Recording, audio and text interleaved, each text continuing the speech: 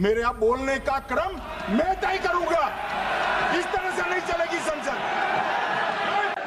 ये घबराया हुआ रिस्पॉन्स है, ये डरा हुआ रिस्पॉन्स है। अब सुनिए, लोकसभा में अमित शाह और राहुल गांधी एक दूसरे से भिड़ गए। अमित शाह चुनाव सुधार के मुद्दे पर बोल रहे थे, तभी राहुल गांधी ने खड़े होकर उन्हें चुनौती दे दी कि प्रेस कॉन्फ्रेंस में वोट चोरी पर उनके साथ डिबेट कर ले। लगा स्वीकार कर लेंगे और देश अमित शाह और राहुल गांधी के बीच वोट चोरी के मुद्दे को लेकर डिबेट देखेगा, मगर अमित शाह ने ऐसा किया नहीं। मान्यवर, मैं थोड़ी स्पष्टता के लिए आंकड़ा देना चाहता हूं। मई 14 में श्रीमान नरेंद्र मोदी इस देश के प्रधानमंत्री बने, तब से उनको आपत्ति है। तो एनडीए क्या क्या जीती? 3 लोकसभा चुनाव हम जीते, 41 राज्यों के विधानसभा चुनाव जीते, तो हम 44 विधानसभा टोटल चुनाव जीते हैं 2024 से 25 तक। मगर वो भी 30 चुनाव जीते हैं अलग अलग विधानसभा में, 30 जगह पे। अगर मतदाता सूची करेक्ट है तो क्यों शपथ लिया, क्यों चुनाव लड़ा? आप बताइए देश की जनता को। आप लोग यहाँ कैसे पहुंचे? श्री राहुल गांधी जहां से चुनकर आए थे, वो वायनाड की मतदाता सूची में भी मेरी पार्टी ने प्रेस कॉन्फ्रेंस कर इसी प्रकार की डिस्क्रिपेंसी को बताया है। इसका जवाब नहीं देते। हमने अमेठी का भी बताया है, इसका जवाब नहीं देते हैं। मान्यवर, एक चुनाव की मतदाता सूची में जो थोड़ी बहुत गलतियां हैं, उसको वो लोग मुद्दा बनाते हैं चुनाव हारने का। चुनाव हारने का कारण है नहीं, मैं अंत में बताऊंगा क्यों हारते हो चुनाव, मैं बताऊंगा मान्यवर अंत। परंतु फिर भी चलो मान ले कि मतदाता सूची ठीक नहीं है, तो गहन पुनर्निरीक्षण का मतलब ही ये है कि मतदाता सूची को सुधारने की प्रक्रिया। अब इसमें आपके बीएलए सहयोग नहीं करते हैं, आप उसका बहिष्कार का ऐलान करते हो, आपकी राज्य सरकारें जहां है वो मदद कम करती हैं, तो कैसे मतदाता सूची का शुद्धिकरण होगा?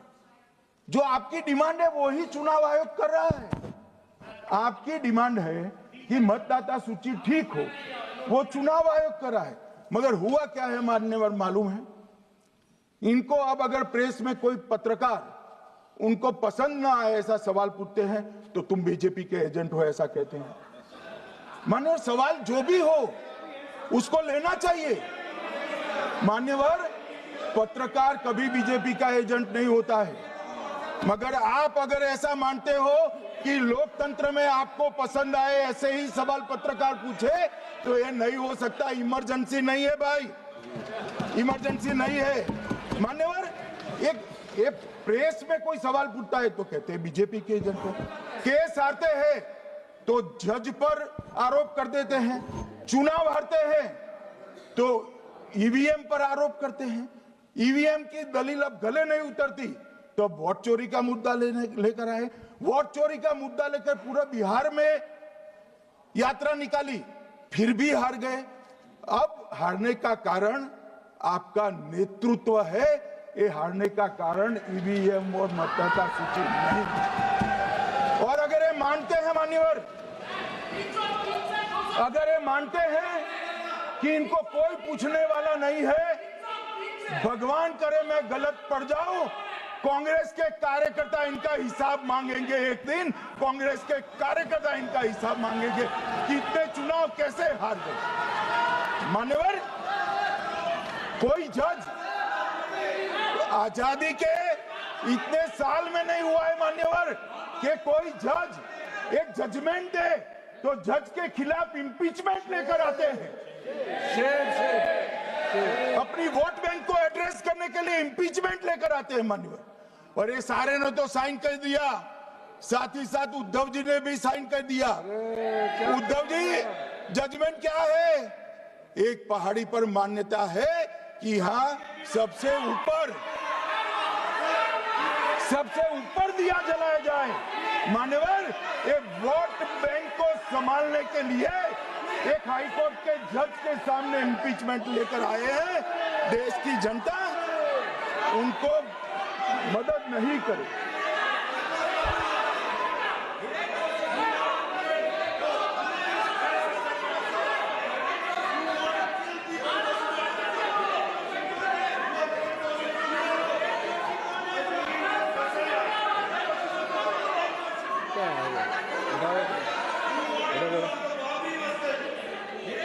Please please no.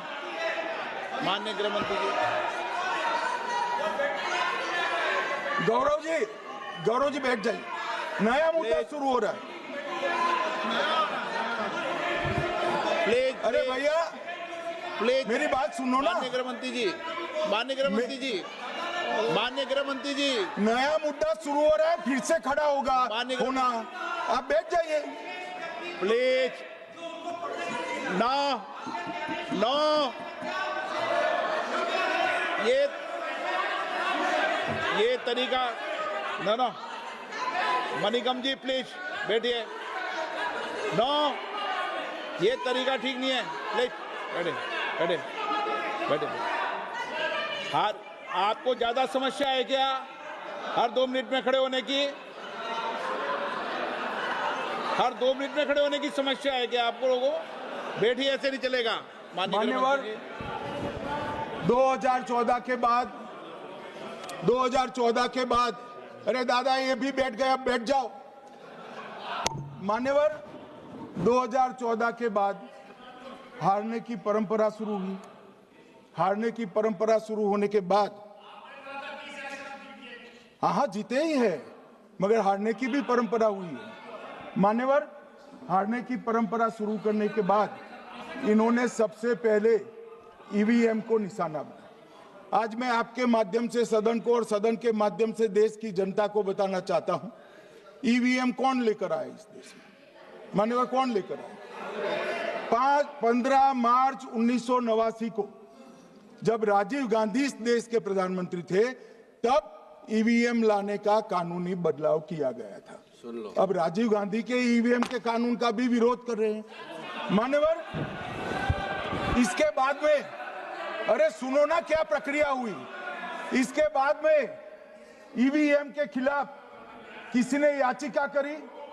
इस देश की सर्वोच्च न्यायालय के 5 जजों ने बैठकर ईवीएम के कानूनी बदलाव को 2002 में उचित ठहराया। मानो राजीव गांधी को भी नहीं मानते, सर्वोच्च अदालत को भी नहीं मानते हैं। फिर 98 में मध्य प्रदेश, राजस्थान और दिल्ली, इसमें सिर्फ 16 विधानसभाओं में इसका ट्रायल लिया गया। कितना केयरफुल है ये भी बताता हूं। हुडा बैठो, ये भी कितना केयरफुली चुनाव आयोग आगे बढ़ा है। मध्य प्रदेश, राजस्थान और दिल्ली, ये राज्यों की सिर्फ 16 विधानसभा में इसका ट्रायल लिया गया। हर प्रकार से चेक कर ईवीएम का उपयोग सबसे पहली बार पूरे देश में 2004 में हुआ। 2004 का महत्व है मान्यवर, सबसे पहले 2004 में हुआ। पूरे लोकसभा चुनाव हमारे समय में ईवीएम का उपयोग हुआ। लाए राजीव गांधी, वहां से लेकर 2004 तक। और 2004 के चुनाव में कौन जीता भाई? वो जीत गए। उस वक्त ईवीएम की चर्चा बंद। 2009 का चुनाव हुआ, पूरा ईवीएम से हुआ, ये जीत गए। चुप्पी साध ली। 2014 में सब हम जीते तो कौ चालू कर दी वो सरकार में थे। मान्यवर ये क्या है? जब कानून आप लाए, मशीन आपने इंट्रोड्यूस किया, चुनाव आप पहला जीते मशीन से, दूसरा चुनाव जीते, मौत से 10 साल राज किया और हार गए तो फिर रोते हैं। मान्यवर देश की जनता मानती है इसको। और दूसरी बात जब चुनाव आयोग को भी लगा कि सच्चे झूठे आरोप होते हैं, तो इस पर रिसर्च की एक प्रक्रिया हुई। मानिएगा 5 साल रिसर्च के बाद वीवीपीएटी की इंट्रोडक्शन हुआ। ये वीवीपीएटी क्या है? मैं जब वोट दबाता हूं तो समझ गए दादा, धन्यवाद। मान्यवर मैं जब वोट दबाता हूं तो मैंने कमल के निशान पर वोट दबाया, तो पास में एक पर्ची निकलती है कि आपका वोट कमल के निशान पर रजिस्टर हो गया है। फिर भी आरोप हुए कि पर्ची वाले ये 2 अलग होते हैं। तो चुनाव आयोग ने निर्णय किया कि 5% ईवीएम और वीवीपैट के परिणाम कंपेयर होंगे तो मशीन खुला, इसमें 396 वोट मिले, तो वीवीपैट में कितने वोट मिले, तो 396 है या नहीं है, ये 5% मशीनों में मिलता है। मान्यवर, मैं आंकड़े लेकर आया हूं चुनाव आयोग को पूछकर आज कि कितने वीवीपैट और मशीन का मिलान नहीं हुआ। आज तक 16,000 मशीन और वीवीपैट का मिलान हुआ है, एक भी वोट का बदलाव नहीं। और ये जब मतगणना होती है तब उनके पोलिंग एजेंट बैठते हैं मान्यवर, परिणाम पर वो साइन करते हैं, दोनों प्रकार के, मशीन के और वीवीपैट के परिणाम पर भी साइन करते हैं मान्यवर। और ये इस पर आरोप लगा रहे हैं मान्यवर। अब ये कह रहे हैं कि उस वक्त वाईफाई नहीं थी। सबसे पहली बात, 2004 में वाईफाई आ चुकी थी, मगर फिर भी चलो मान लो, आरोप लगाते गए। ईसीआई ने 2009 में एक छेड़छाड़ के आरोप पर भाग लेने के लिए 10 राज्यों में 100 ईवीएम लगाई गई। सब लोगों ने प्रयास किया, 2009 में कोई छेड़छाड़ नहीं कर पाया, फिर भी आरोप लगाए। तो 2017 में इलेक्शन कमीशन ने जून 2017 में 3 दिन तक ईवीएम इलेक्शन कमीशन की ऑफिस में रखे कि कोई भी पार्टी आकर, कोई भी टेक्नोक्रेट आकर, कोई भी साइंटिस्ट आकर ईवीएम को हैक कर बता दे। ये तो गए ही नहीं, ये नहीं गए मान्यवर। ये सिर्फ प्रेस में आरोप करते, ना अदालत में जाते हैं, ना चुनाव आयोग के पर जाते मान्यवर, मगर एक्सपर्ट भी नहीं गए। आप कोई एक्सपर्ट भेज देते भैया, एक्सपर्ट भी नहीं भेजा। और मान्यवर 2017 में फिर चुनाव आयोग इस निर्णय पर पहुंचा कि आने वाले सब चुनाव ईवीएम से होते हैं। अब चुनाव आयोग ने तो निर्णय कर दिया, मगर मैं भी साहब थोड़ा ज्यादा सोचता हूं। तो मैंने सोचा साला ये चुनाव आयोग कहता है कुछ नहीं हो रहा है, कुछ नहीं हो रहा है, तो ये लोग आरोप क्यों लगाए?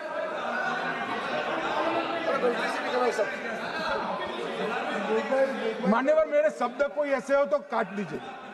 काट दिया राहुल जी। मान्यवर, मैंने सोचा कि भाई कुछ गलती नहीं है, मान्यवर कोई गलती नहीं है, तो ये लोग विरोध क्यों कर रहे हैं? फिर मुझे याद आया कि मान्यवर जब इनके जमाने में चुनाव होते थे, बिहार और यूपी में सरकारें बनाती होती थी, पूरे के पूरे वोट के बक्से हाईजैक कर लिए जाते। ईवीएम आने से ये बंद हो गया, ईवीएम आने से बंद हो गया। और मान्यवर चुनाव की चोरी बंद हुई है, इसलिए पेट में दर्द हो रहा है। ईवीएम का दोष नहीं है, चुनाव जीतने का तरीका जनादेश नहीं था, करप्ट प्रैक्टिसेस थी, इसके कारण चुनाव जीतते थे। अब आज ये पूरे एक्सपोज हो चुके हैं। जब जनादेश पर चुनाव होता है तो आप जीत सकते हो, जीतो, स्वागत है उसका, मगर जब हारते हो तो अन्य कारण बताना, जैसे पहले मैंने कहा, ऐसा बताना ये ठीक नहीं है। मान्यवर, कल मैंने लीडर ऑपोजिशन का भाषण स्वयं यहां बैठकर सुना है। पूरा भाषण उनका धागों में उलझ गया, थ्रेड्स में उलझ गया।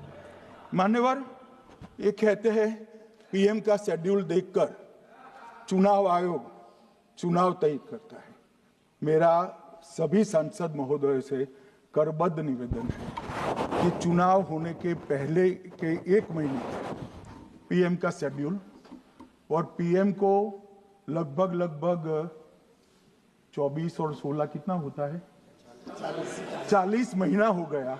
इसमें से किसी भी 1 महीने का शेड्यूल दिखाओ। पीएम की गति ही इतनी है, कोई भी महीना उठाओगे तो इतने ही प्रवास करते हैं। मानवर, इसको चुनाव का कोई लेन देन नहीं है।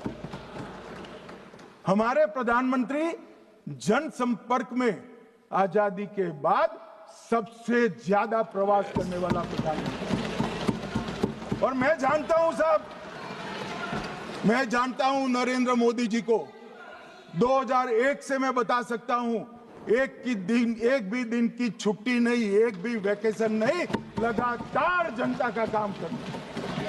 मैंने कभी नहीं देखा उनको वैकेशन में। कई बार इनका अनुकरण करने का प्रयास करते हैं तो बीपी बढ़ जाता है। इतना ये फिर रुक जाएंगे प्लीज। मान्यवर, ये पूरी चर्चा चुनाव सुधार पर थी। मैंने आज ये भी जांच करा।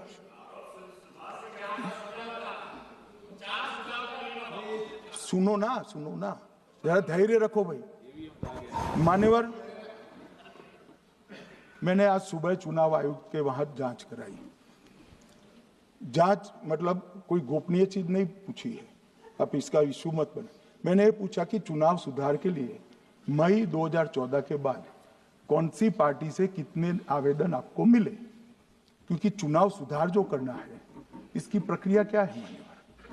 चुनाव सुधार सभी राजनीतिक दलों के साथ चर्चा कर चुनाव आयोग भारत सरकार के विधि मंत्रालय को भेजता है और विधि मंत्रालय इसका कानून बनाकर संसद के सामने रखता है। ये प्रक्रिया है।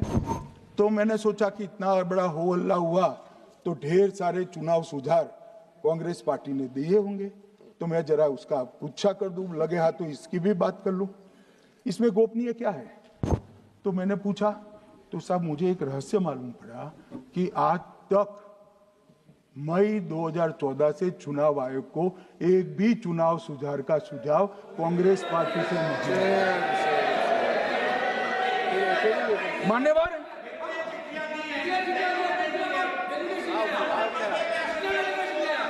बैठे मैं बताता हूं। मान्यवर, मैं जवाब पूछोगे क्या?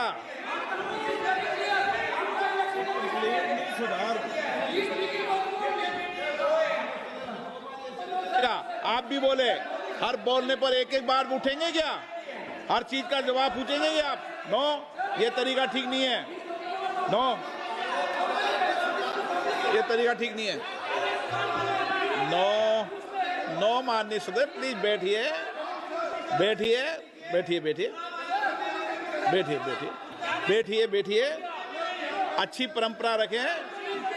ओके।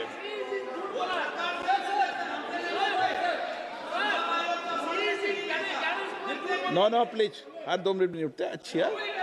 नो, ऐसी नो, प्लीज बैठिए आप, प्लीज बैठिए, प्लीज बैठिए, प्लीज बैठिए, सुनिए प्लीज, प्लीज बैठिए। माननीय सदस्यगण, ये कभी परंपरा नहीं रही कि सत्ता पक्ष और प्रतिपक्ष का कोई भी माननीय सदस्य कभी बोल रहा हो तो हर विषय पर बैठे बैठे टिप्पणी करना या हर विषय पर खड़े होकर सवाल पूछना, ये परंपरा कभी नहीं रही। आपने भी भाषण दिया आज, आपको कोई ने बीच में उठ के पूछा कोई ने? माननीय गृह मंत्री, अच्छी परंपराएं लागू करो, अच्छी तरह चलाएं सदन। मैं मेरे स्टेटमेंट पर कायम हूं। नरेंद्र मोदी सरकार बनने के बाद आज तक कांग्रेस पार्टी ने चुनाव आयोग को एक भी चुनाव सुधार का प्रपोजल नहीं दिया। मान्यवर, ये कई बार मिलने गए हैं, मैंने उनका प्रेस कॉन्फ्रेंस भी देखा है। उनका प्रेस कॉन्फ्रेंस था चुनाव प्रक्रिया के अंदर उनका जो डिस्प्यूट है वो ऑन गोइंग इलेक्शन में इसको रजू करने का। चुनाव सुधार जो होता है, चुनाव के पहले चुनाव के नियम जो तय होते हैं, इसके लिए सभी दलों को बाकायदा पत्र लिखा जाता है और कोई मांगे तो उसको समय भी देना पड़ता है। ये दो अलग चीज है। माननीय गृह मंत्री, मान्यवर, 1 मिनट गृह मंत्री। माननीय सदस्यगण, सदन का समय माननीय गृह मंत्री जी के वक्तव्य की समाप्ति तक बढ़ाया जाता है। माननीय गृह मंत्री जी।